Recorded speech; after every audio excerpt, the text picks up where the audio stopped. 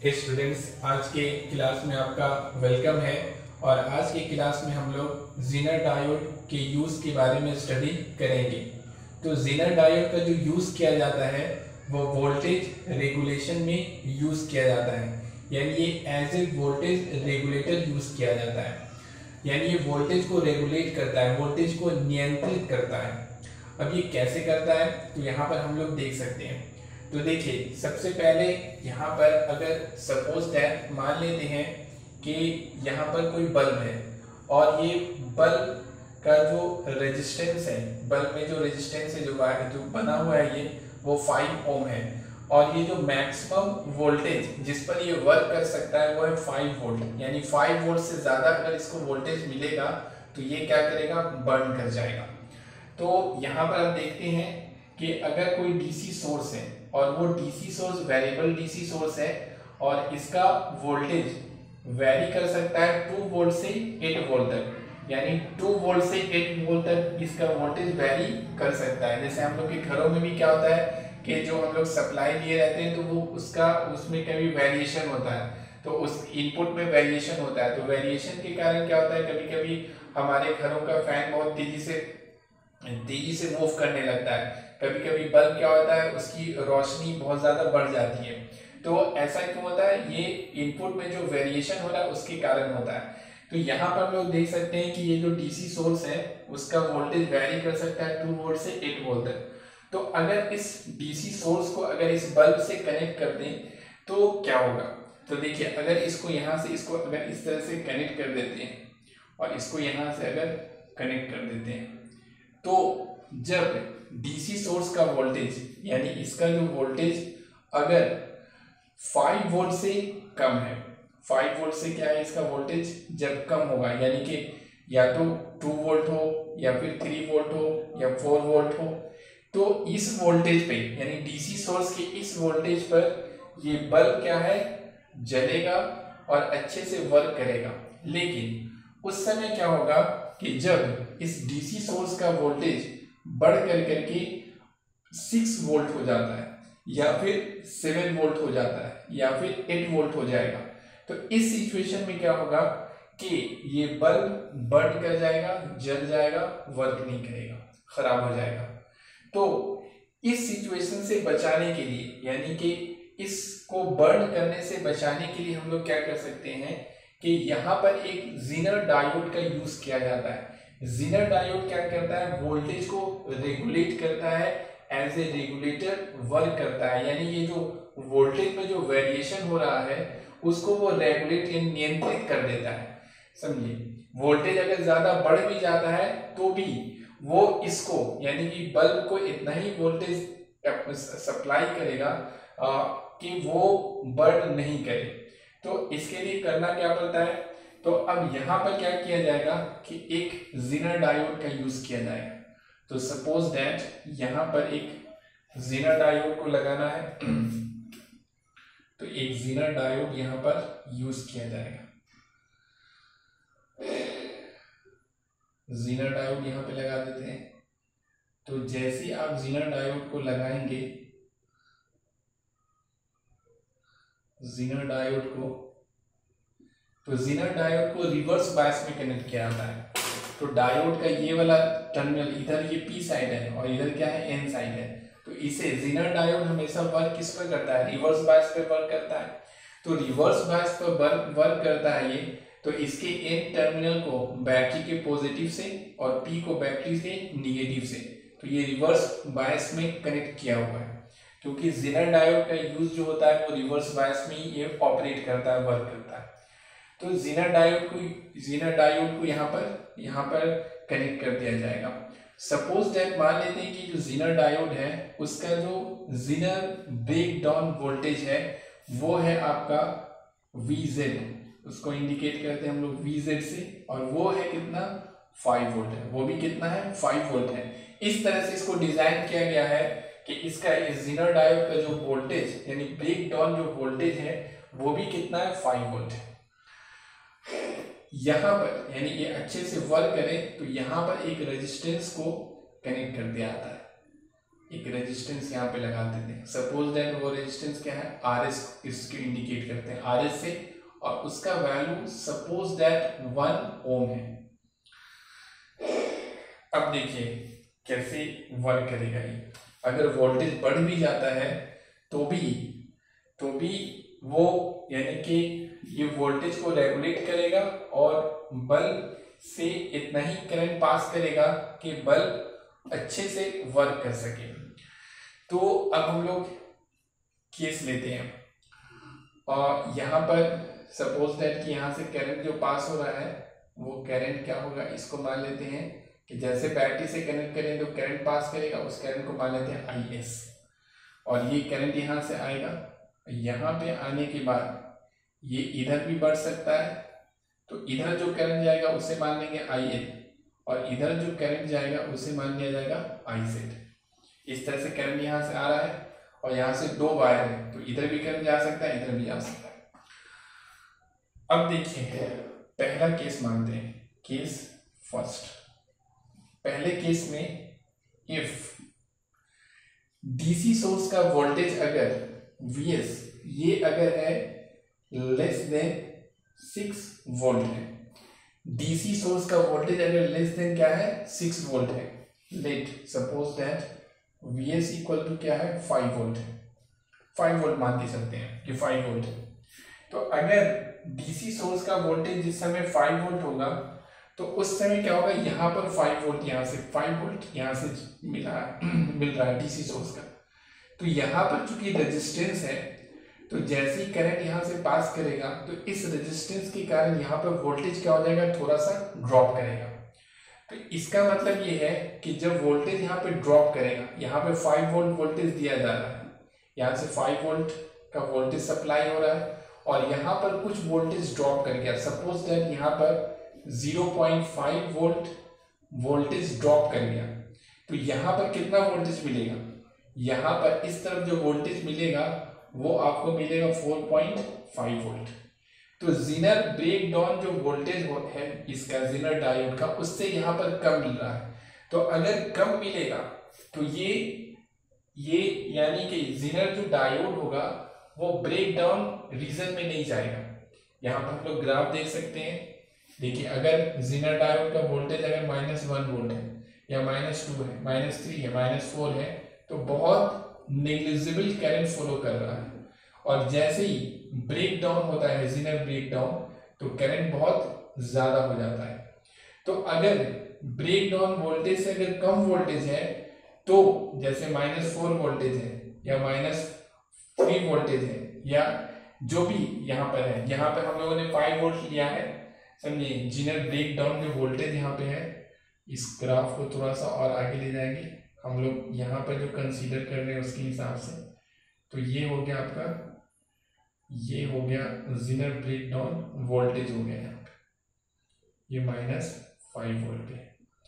तो अगर voltage -4.5 volt होगा, -4.5 वोल्ट, तो उस सिचुएशन में जो करंट फ्लो करेगा वो बहुत नेग्लिजिबल करंट फ्लो करेगा। तो देखिए अगर यहाँ पे 5 वोल्ट दिया जाएगा तो करंट के फ्लो करने के कारण वोल्टेज कुछ यहाँ पे ड्रॉप करेगा। यहाँ पर अगर मान लेते हैं सपोज दैट 0.5 वोल्ट ड्रॉप करता है, 0.4 भी मान सकते हैं, 0.1 भी मान सकते हैं, तो यहाँ पर जो वोल्टेज मिलेगा हमें वो क्या मिलेगा, 5 से कम मिलेगा। तो 5 से कम मिलने के कारण इसका ब्रेक डाउन नहीं होगा। तो ब्रेक डाउन जब इसमें नहीं होगा तो इधर जो ये IZ करंट है वो बहुत नेग्लिजिबल फ्लो करेगा, बहुत कम। तो इसको हम लोग इस सिचुएशन में मान लेते हैं कि इधर कोई करंट फ्लो नहीं कर रहा, बहुत नेग्लिजिबल, यहाँ पर हम लोग देख सकते हैं बहुत माइक्रो एम्पियर में होता है, तो इतना कम है कि उसको मान लेते हैं कि कोई करंट इसमें फ्लो नहीं कर रहा है। तो इधर अगर कोई करंट फ्लो नहीं करेगा तो ये सारा करंट जो इधर से आ रहा है वो सब इधर चला जाएगा और यहाँ से करंट इस तरह से फ्लो होने लगेगा, यहाँ से इस तरह से करंट फ्लो होने लगेगा।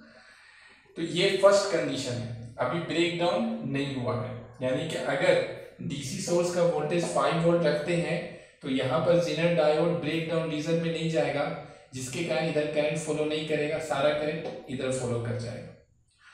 अब मैक्सिमम करंट अगर यहाँ पर का voltage VL equal to 5 volt है। इस बल्ब का मैक्सिमम वोल्टेज जो दिया जा सकता है, ये ऑपरेट कर सकता है मैक्सिमम वोल्टेज पर, वो है 5 वोल्ट और इसका रेजिस्टेंस है 5। तो यहाँ पर ये कितना करंट पे ऑपरेट कर सकता है, मैक्सिमम करंट कितना होगा, तो I मैक्स। तो I मैक्स जो होगा वो VL बाई RL होगा। तो यहाँ से VL कितना है, 5 वोल्ट है, और RL कितना है, सॉरी RL ये है 5 ओम। तो यहाँ पे कितना करंट होगा, तो 1 एम्पियर करंट होगा, 1 एम्पियर। तो I मैक्स का वैल्यू, यानी बल्ब से जो मैक्सिमम करंट पास होना चाहिए वो 1 एम्पियर होना चाहिए। उससे ज्यादा अगर करंट पास करेगा तो ये बल्ब क्या हो जाएगा, जल जाएगा। उससे ज्यादा करंट पास करेगा तो वोल्टेज ज्यादा हो जाएगा, 5 वोल्ट से भी ज्यादा वोल्टेज हो जाएगा, तो ये क्या हो जाएगा, बर्न हो जाएगा। यानी 1 एम्पियर का करंट इसमें से मैक्सिमम पास करना चाहिए। इस सिचुएशन में जब Vs इक्वल टू 5 वोल्ट है, तो इस सिचुएशन में कितना करंट पास कर रहा होगा हम लोग देख सकते हैं। तो देखिए इधर कोई करंट नहीं जा रहा है, तो इधर अगर कोई करंट नहीं जा रहा है तो यहाँ पर हम लोग जो रूल है, यानी कि इस रूल से, KVL के रूल से हम लोग देख सकते हैं, किरचॉफ वोल्टेज लॉ से, कि यहाँ पर जो Vs होगा वो हो जाएगा यहाँ से Is और ये हो जाएगा Rs प्लस यहाँ पर, और फिर ये जाएगा, तो ये Is और IL दोनों आपस में क्या हो जाएगा, बराबर हो जाएगा, क्योंकि इधर कोई करंट पास नहीं कर रहा। तो ये Is IL के बराबर होगा। तो इधर से हमें मिल जाएगा क्या, Is और इनटू, और ये जो इसका रेजिस्टेंस है वो है RL। तो यहाँ से हम लोग देख सकते हैं कि अगर Is को कॉमन निकालेंगे तो ये हो जाएगा Rs प्लस RL। तो यहाँ से हम लोग देख सकते हैं कि Is कितना हो जाएगा, ये हो जाएगा Vs by Rs plus RL हो जाएगा। तो Vs का वैल्यू अगर 5 वोल्ट लेते हैं और Rs का वैल्यू कितना है, 1 ओम है, और RL का वैल्यू कितना है, तो ये 5 है। तो ये हो जाएगा 5/6, यानी कि जो करंट फ्लो करेगा वो 0.8 एम्पियर, यानी अभी 1 एम्पियर पास नहीं कर रहा है। जब सोर्स का वोल्टेज 5 वोल्ट होगा उस समय करंट कितना पास करेगा, उस समय करंट पास करेगा 0.8 एम्पियर, और मैक्सिमम करंट इससे पास कर सकता है कितना, 1 एम्पियर पे ऑपरेट कर सकता है मैक्सिमम। उससे ज्यादा होगा तो वो बंद कर जाएगा। अब सेकेंड केस ये है, सेकेंड केस अब लेते हैं। तो देखिए सेकेंड केस अगर लेते हैं, तो सेकेंड केस लेते हैं कि अगर Vs ये बराबर हो जाता है 6 वोल्ट के, Vs बराबर हो जाता है 6 वोल्ट के, तो इस कंडीशन में क्या होगा। तो देखिए इस कंडीशन में सपोज दैट मान लेते हैं कि यहाँ पर जो वोल्टेज ड्रॉप होता है वो कुछ वोल्टेज यहाँ पे ड्रॉप करेगा और बाकी वोल्टेज यहाँ पे ड्रॉप करेगा। तो अगर यहाँ पर 6 वोल्ट देते हैं और यहाँ पर अगर मान लेते हैं कि 1 वोल्ट ड्रॉप किया, अभी हम आगे कैलकुलेशन करके देख लेंगे कितना ड्रॉप कर रहा है। तो यहाँ पर का वोल्टेज क्या होगा, 5 वोल्ट होगा। तो यहाँ पर जो वोल्टेज 5 वोल्ट मिलेगा, तो इसके कारण ये जो जीनर डायोड है वो ब्रेक डाउन हो जाएगा। ब्रेक डाउन होने के कारण क्या होगा, इधर से भी करंट फ्लो होना शुरू हो जाएगा। तो सपोज दैट मान लेते हैं, अभी यहाँ से मान लेते हैं, सपोज कर लेते हैं कि 6 वोल्ट वोल्टेज पे भी ये इसका ब्रेक डाउन नहीं हुआ है, समझे, यानी यहाँ पर का वोल्टेज 1 वोल्ट से भी ज्यादा ड्रॉप कर गया है। तो इस सिचुएशन में क्या होगा कि यहाँ पर का वोल्टेज 5 वोल्ट होगा नहीं, जिसके कारण ये यहाँ पर ब्रेक डाउन होगा नहीं। तो इस सिचुएशन में हम लोग देखेंगे कि करंट कितना फ्लो करेगा। तो करंट कितना फ्लो करेगा, तो ये हो जाएगा आपको यहाँ से Vs इक्वल टू और ये हो जाएगा Is इंटू Rs प्लस, और फिर इधर हम लोग जाएंगे। तो अगर ब्रेक डाउन नहीं होता है, ब्रेक डाउन अगर नहीं मान लेते हैं कि नहीं इस वोल्टेज पे भी अगर ब्रेक डाउन नहीं हो रहा है, तो ये सारा करंट इधर चला जाएगा। तो उस कंडीशन में IS और IL आपस में क्या होगा, बराबर होगा, यही करंट इधर जा रहा है। तो ये लिखेंगे हम लोग IS इंटू, और इसका रेजिस्टेंस कितना है, RL है, तो ये RL हो जाएगा। तो यहां से हम लोग देख सकते हैं कि VS इक्वल टू हो जाएगा IS और ये RS प्लस RL। तो यहां से VS बटा RS बटा RL इक्वल टू हो जाएगा IS। तो IS का वैल्यू हम लोग निकाल सकते हैं, अगर VS इक्वल टू 6 रखें तो I और RS का वैल्यू कितना है, 1 ओम है, और यहाँ पर RL कितना है, तो RL है 5। तो इस कंडीशन में 6, ये कितना हो गया आपका, 1 एम्पियर हो गया, 1 एम्पियर करंट फ्लो करने लगेगा। यानी कि जब डीसी सोर्स का वोल्टेज अगर 6 वोल्ट लेंगे तो उस समय करंट कितना फ्लो करेगा, यहाँ से 1 एम्पियर करंट फ्लो करेगा। तो 1 एम्पियर करंट जब यहाँ से फ्लो करेगा तो ये 1 एम्पियर इधर जाएगा, तो 1 एम्पियर के कारण यहाँ पर जो वोल्टेज ड्रॉप होगा वो 1 वोल्ट हो जाएगा। 1 एम्पियर करंट और रेजिस्टेंस कितना है 1, तो 1 इंटू 1 कितना हो जाएगा, 1 वोल्ट। तो इधर यहाँ से करंट जाएगा 1 एम्पियर। अब ये जो है ब्रेक डाउन रीजन में आ गया, तो ब्रेक डाउन रीजन में जैसे ही आएगा तो करंट इधर भी फ्लो करने लगेगा, कुछ करंट इधर जाएगा। तो अगर 1 एम्पियर करंट इधर से आ रहा है तो ये करंट का डिवीजन होगा, कुछ करंट इधर जाएगा, कुछ इधर जाएगा। तो इधर जाने वाला करंट क्या होगा, 1 एम्पियर से भी कम हो जाएगा। तो इस सिचुएशन में भी ये क्या होगा, वर्क करता रहेगा, बर्न नहीं करेगा, जलेगा नहीं। अब तीसरा कंडीशन हम लोग देखते हैं। तो तीसरे सिचुएशन में अगर VS ये ग्रेटर देन है कितना, 6 वोल्ट है, 6 वोल्ट से अगर ज्यादा है, तो 6 वोल्ट से अगर ज्यादा होगा तो लेट मान लेते हैं कि VS इक्वल टू क्या है, 7 वोल्ट भी ले सकते हैं, और हम लोग कितना ले सकते हैं, 8 वोल्ट भी ले सकते हैं। तो सपोज दैट 8 वोल्ट है, VS का वैल्यू कितना है, 8 वोल्ट है। तो इस सिचुएशन में क्या होगा कि अगर VS का वोल्टेज 8 वोल्ट है तो ये तो ब्रेक डाउन रीजन में होगा, क्योंकि जब VS का वोल्टेज हम लोग 6 वोल्ट ले रहे थे तो उसी समय ये ब्रेक डाउन हो गया था। तो जब ये ब्रेक डाउन हो चुका है तो अगर 6 से ज्यादा लेंगे, 7 लेंगे तो भी ये ब्रेक डाउन में रहेगा, 8 लेंगे तो भी ये ब्रेक डाउन रीजन में रहेगा। तो इस सिचुएशन में क्या होगा कि यहां से जो ये करंट जा रहा है, IS करंट जो जाएगा वो इधर भी जाएगा और इधर भी जाएगा, यानी करंट का डिवीजन हो रहा है। तो यहाँ पर यानी कि ये जो सोर्स है, यहाँ पर का अगर पोटेंशियल, ये पोटेंशियल अगर VS है, यहाँ पर का पोटेंशियल VS, और यहाँ पर का पोटेंशियल अगर VZ मान लें, VZ होगा, यहाँ पर का पोटेंशियल क्या होगा, VZ हो जाएगा, VZ होगा यहाँ पर का पोटेंशियल। तो ओम्स लॉ से हम लोग क्या लिख सकते हैं, लिख सकते हैं कि VS, यहाँ पर VS minus VZ equal to हो जाएगा IS और ये हो जाएगा RS। तो यहां से क्या हो जाएगा कि RS को इस तरफ लेके आएंगे तो VS माइनस VZ बाई क्या हो जाएगा, IS हो जाएगा, इक्वल टू सॉरी RS हो जाएगा। इसको इधर लेके आ रहे हैं, RS इक्वल टू क्या होगा, IS होगा। तो यहाँ पर अगर हम लोग वैल्यू पुट करते हैं तो IS इक्वल टू VS का वैल्यू कितना नहीं है, 8 माइनस, और VZ का वैल्यू, तो VZ का वैल्यू कितना है, 5 है, और RS का वैल्यू कितना है, 1 है। तो यहां से 8 में से 5 जाएगा तो ये हो जाएगा 3 एम्पियर।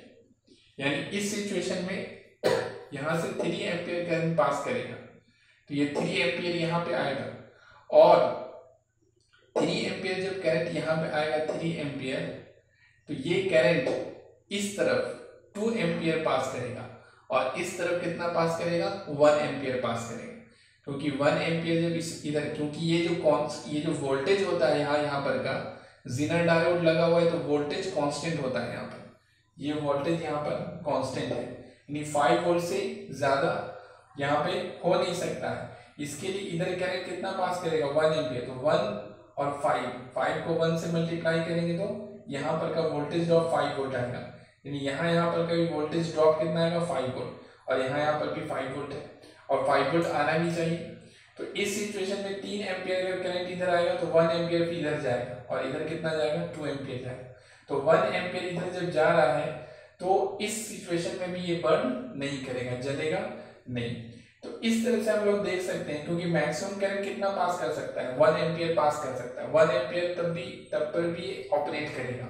तो इस तरह से हम लोग देख सकते हैं कि ज़ेनर डायोड क्या करता है कि इस तरह से वर्क करता है कि अगर ज्यादा करंट इधर से आ रहा है तो वो क्या करता है, उस ज्यादा करंट को में से उस करंट को अपनी तरफ ले लेता है, यानी ज्यादा से ज्यादा करंट अपने से फ्लो कराता है और इधर उतना ही फ्लो कराता है जितना उधर चाहिए, यानी जितना भी वो ऑपरेट कर सके उतना ही उधर फ्लो करने देता है और ज्यादा से ज्यादा ये इस तरफ फ्लो करा लेता है।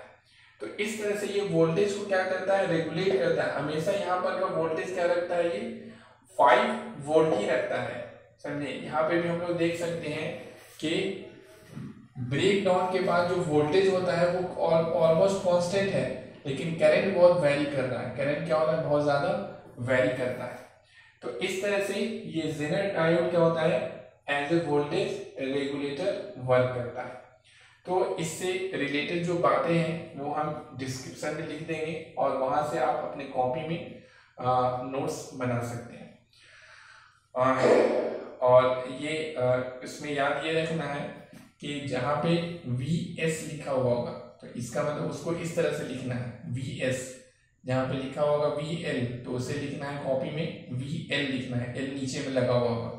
और ये यहाँ पर इसको कॉपी करना है। 1 मिनट आपको बता रहे हैं कॉपी कैसे होगा। और ये जो फिगर है, फिगर A, इसको कॉपी करना है। तो इससे रिलेटेड जितनी भी बातें हैं वो डिस्क्रिप्शन में हम लिख देंगे, वहां से आप नोट्स कर लेंगे और ये फिगर को ड्रॉ करना है। Okay, thank you.